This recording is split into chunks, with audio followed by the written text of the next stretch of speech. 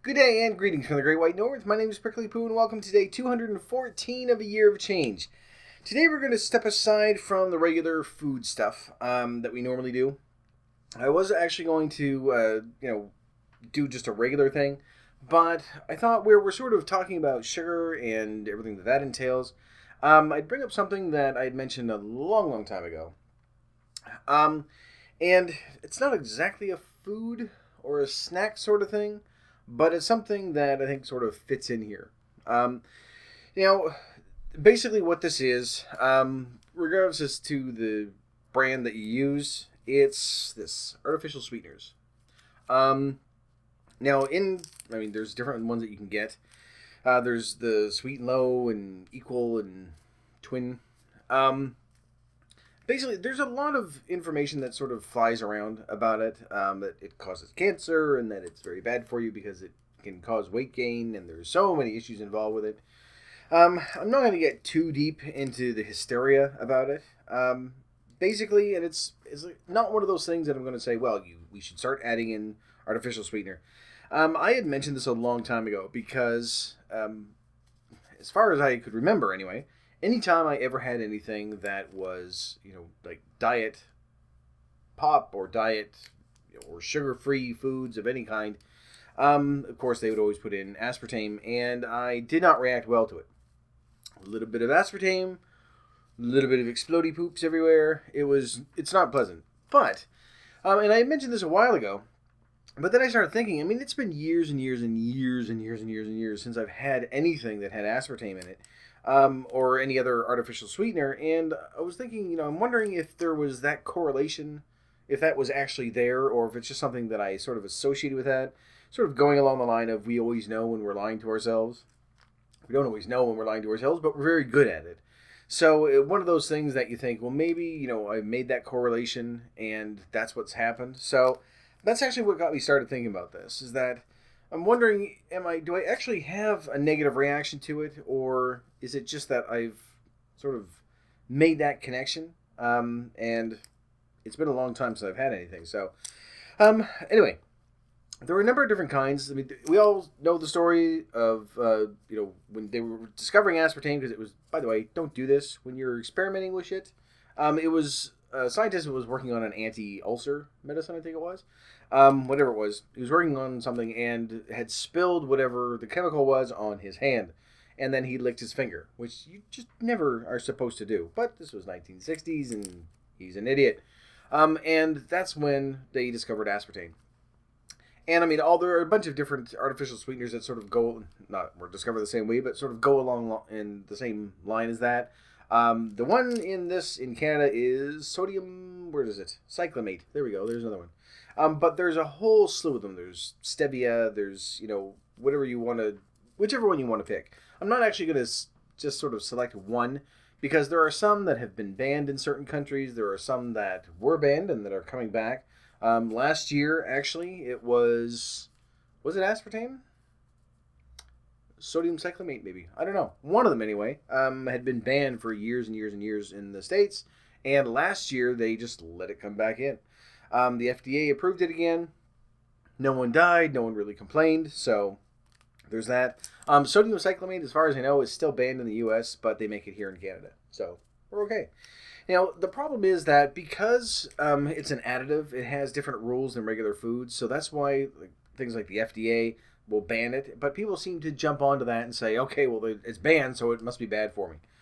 No, it's not. And whether you're getting stuff that says, oh, well, we're made from real sugar, or whether it's just a chemical, sugar is just a chemical anyway, but there's sort of a panic that goes alongside of it, saying, that it's, again, the main thing that you hear is that it causes cancer. Pretty much everything does. We know that eating too much fat, that causes liver disease because we get fatty livers, so that can cause it. Sugar itself can cause it. Pretty much anything can cause it if you have too much of it.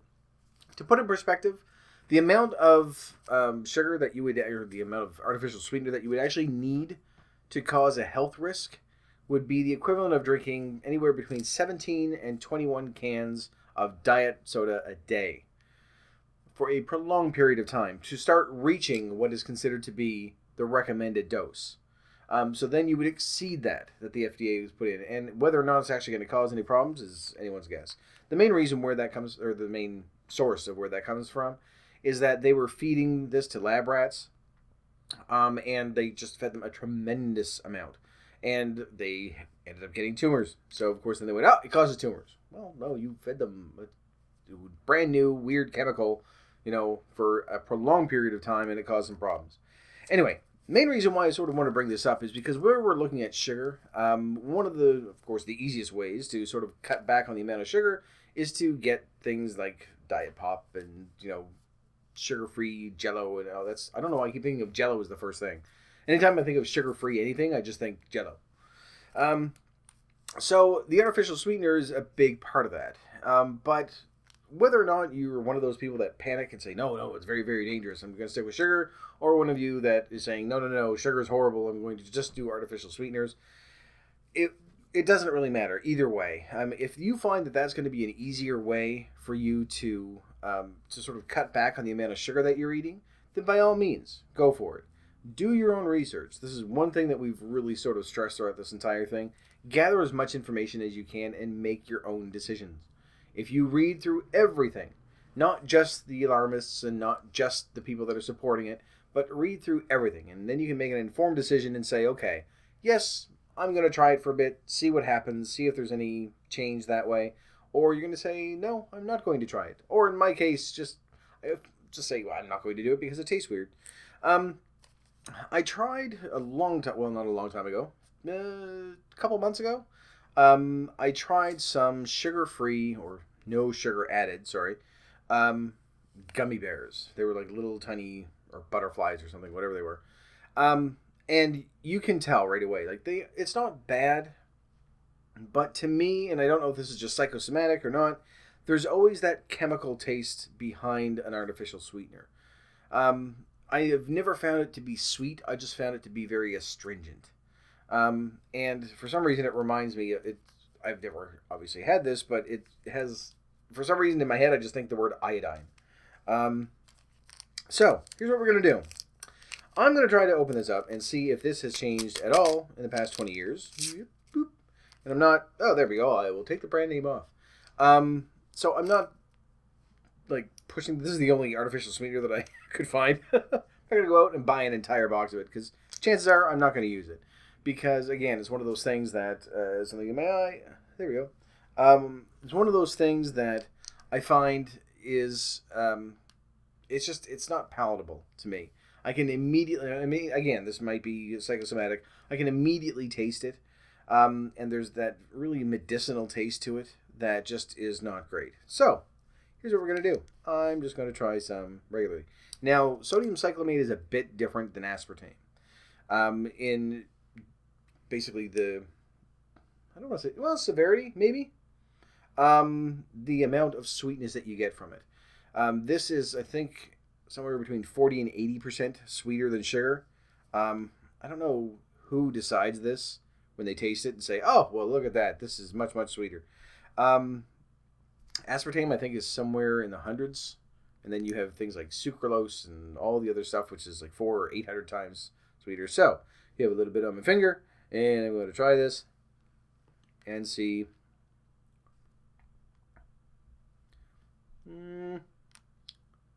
Okay, it's not as medicinal as I thought it was going to be.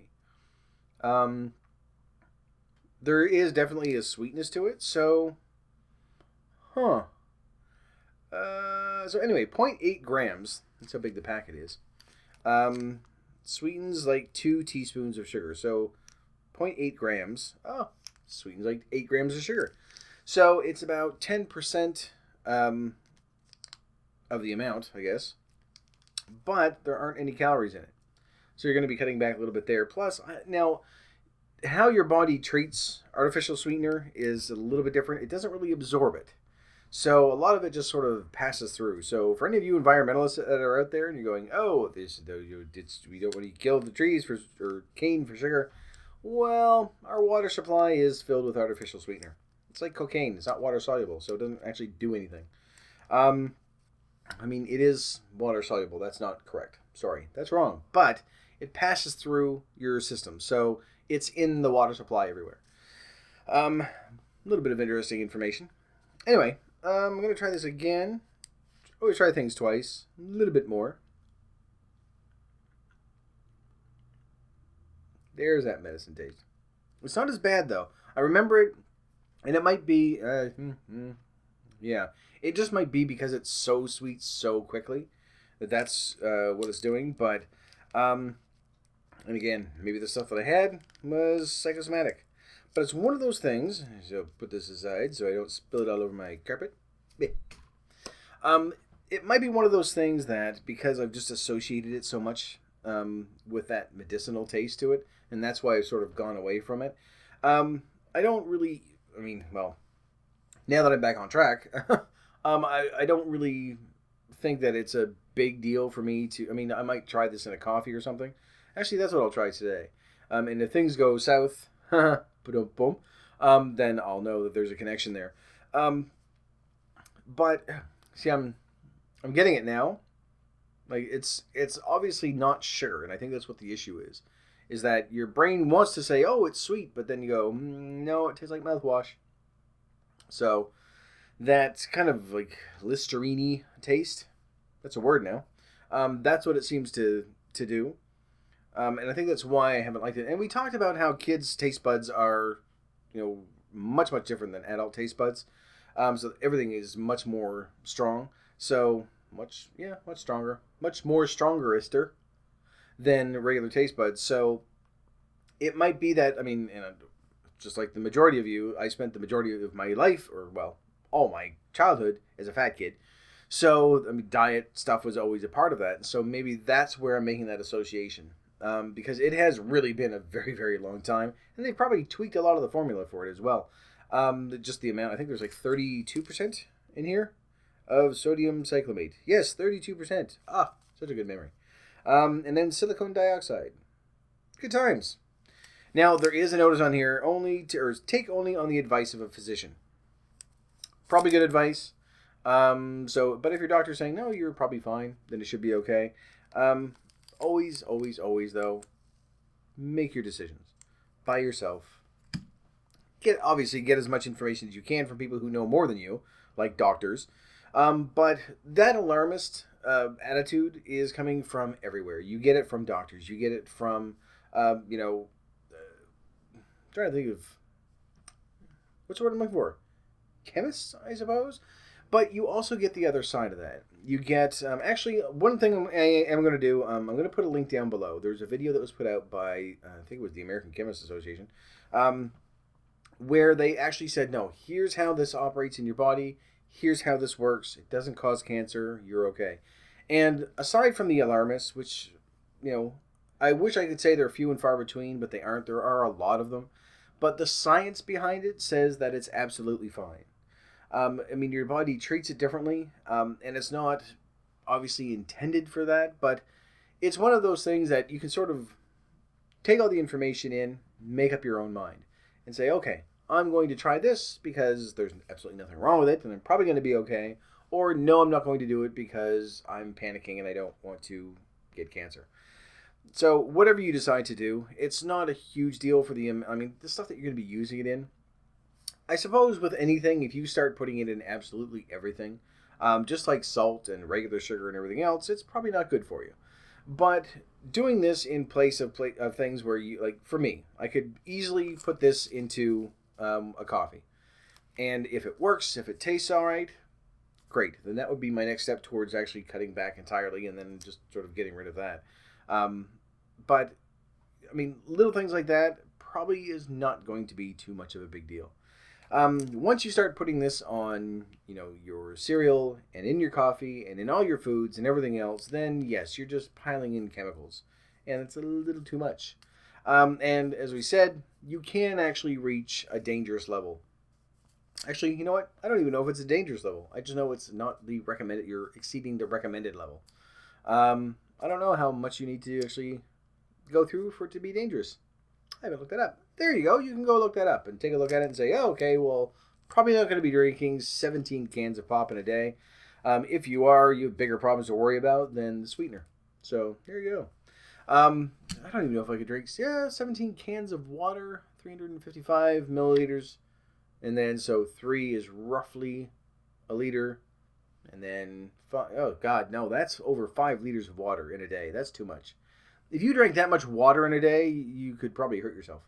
Um, anyway, I know this isn't really a food thing. It's just one of those things that I kind of wanted to address because throughout, including the wheat thing, which we did a long time ago, throughout this program, we've been looking at a lot of stuff that people have been looking at and saying, "Oh, it's evil. This is the worst food in the world to eat." Conversely, we've also looked at the stuff that they said, "Oh, this is the greatest food in the world to eat." Kale. So, which is just another vegetable. There's really not ever going to be one thing that is going to be, the be all and end all. This is what's going to make or break us. It's not going to be one thing that's going to help you lose weight more than any other thing. It's not going to be one thing that's going to say, "Oh, this is going to cause cancer." We looked at saturated fats. Here's a prime example. Saturated fats, we went, good enough, they're pretty much all bad, so try to cut back on those and replace them with unsaturated fats, and work around that way. Now they're saying, well, saturated fats aren't the best, but the dairy aspect of them might actually be okay. It's worth looking into. So the information is always changing. There's always new stuff coming out. There's always new studies and, new revelations that are sort of coming out of this. And that's what we need to sort of stay up on, is not just necessarily looking back at the panic of the 1970s and 1980s and going, "Oh my God, this is so horrible. Artificial sweeteners cause cancer." They said the same thing about microwaves. They've said the same thing about pretty much any form of new technology that's out there, that, "Oh, this is the new bad thing." This is because we're an alarmist society. We enjoy getting to that point where something new and we don't understand it, so we panic, we freak out, and we just go, "Okay, well, it's going to be horrible." And then you have people coming in and going, "Oh, it's evil and evil, evil and evil." The prime example, I've said prime example already. Another example of that would be wheat. When Dr., and I use that term loosely, Davis, had come out with wheat belly. And everyone, even now, they're still just freaking out about wheat and saying, "Oh, gluten is evil." You know what? It's less than 1% of the population has celiac disease. Everyone else, gluten is fine. It's not going to hurt you. You're okay. Same thing goes for the artificial sweetener. There are going to be some people out there that do have an adverse reaction to it. I've always assumed I was one because anytime I ever had anything like that, it always just sort of wreaked havoc. But it's been so long since I've had any. And that sounded dirty.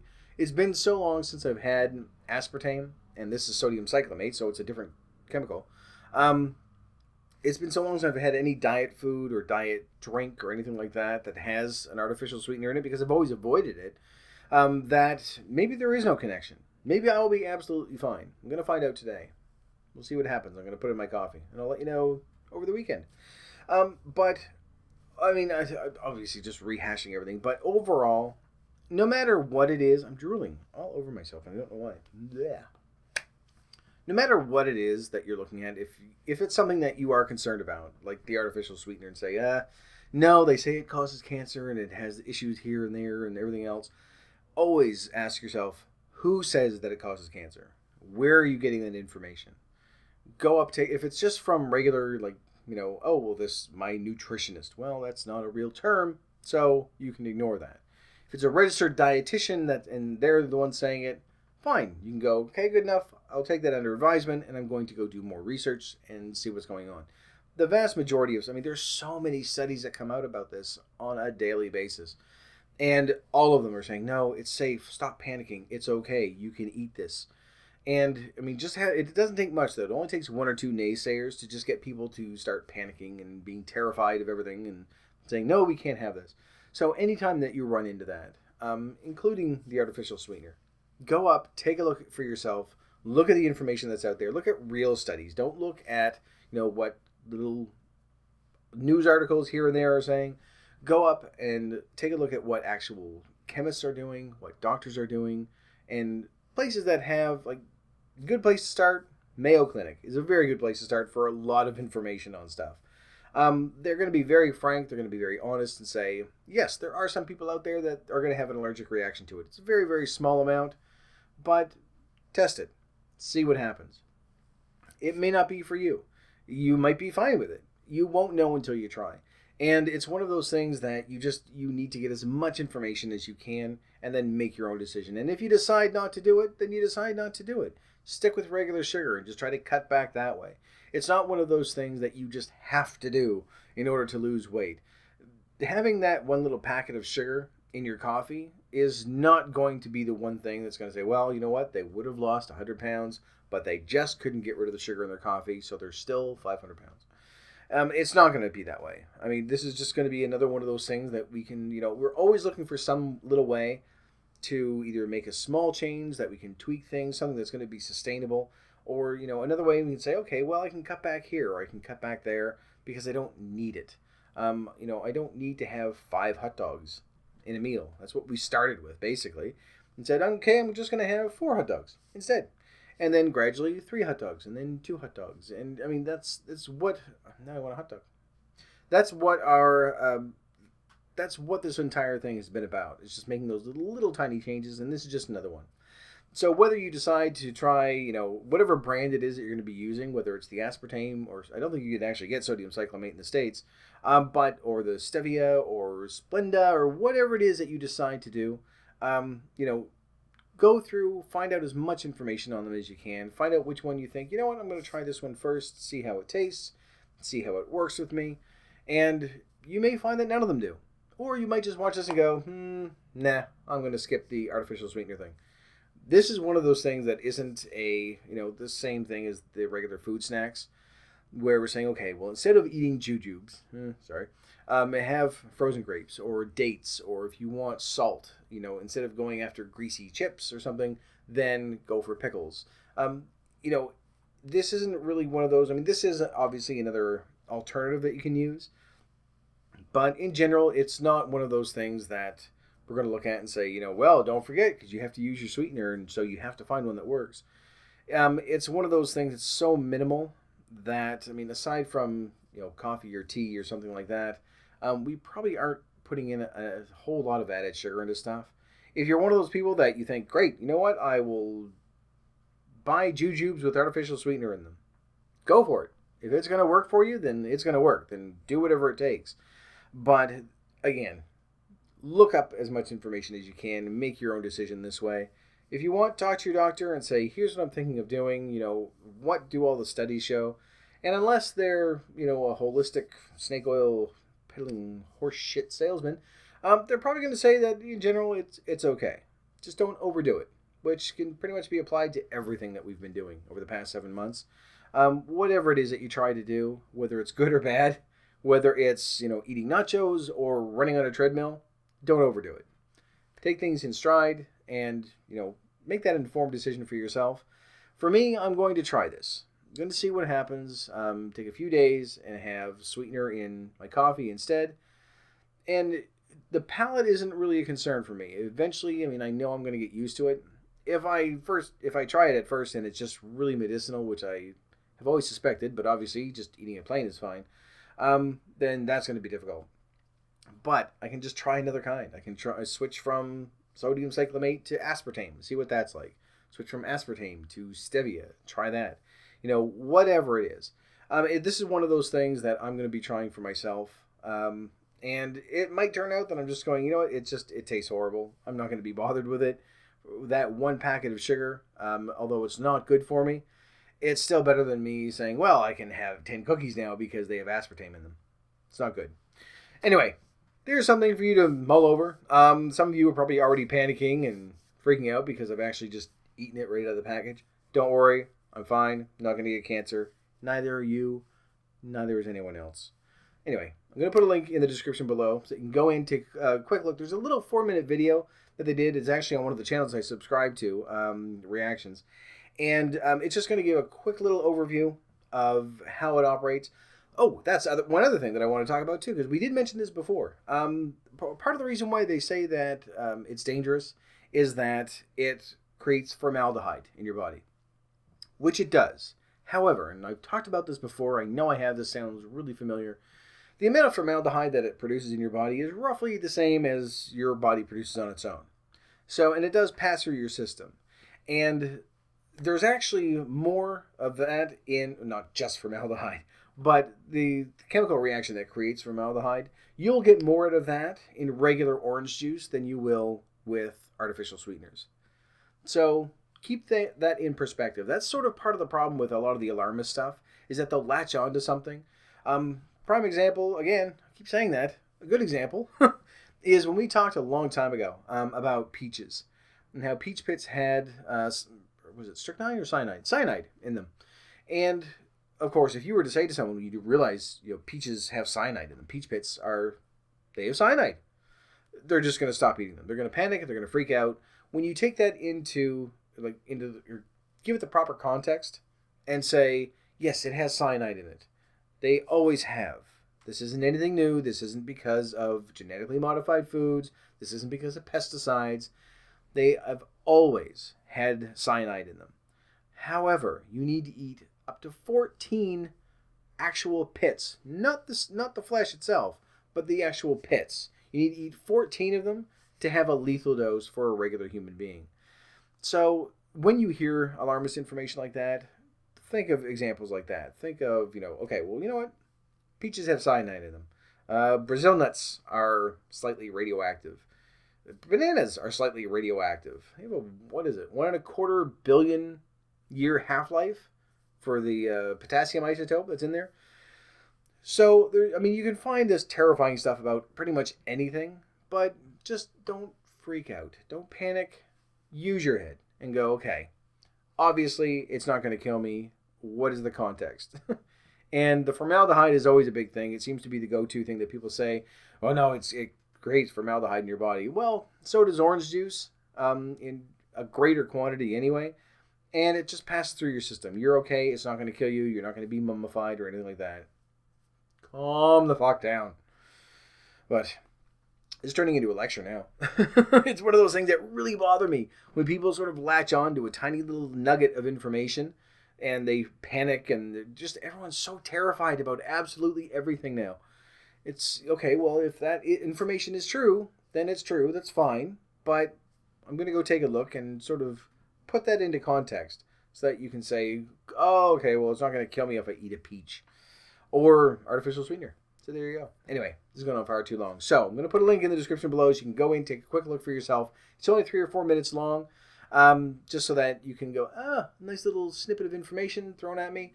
Go in, take a look, and do some research on your own. Try different kinds. That's what I'm going to be doing. I'm going to try, see what works best for me. And it may not work out. It might be fine. I don't know yet because I haven't tried it. But that's what I would suggest anyway. Talk to your doctors, look up information, get as much information as you can, and then that way at least you can look at it and say, all right, I'm still going to panic and act like a twit, and I'm not going to take any. So, whatever you decide to do, doesn't affect me whatever. Anyway, that's it. I have nothing else to say. I thought I had something else that I was going to bring up. I can't remember what it is. So obviously it's nothing important. Probably remember what I said before. But for right now, I'm going to leave this video here. So thank you very much for watching. If you liked it, please poke the like button for me. And in the meantime, keep yourself warm and fuzzy, and I will see you in the next video. Bye-bye.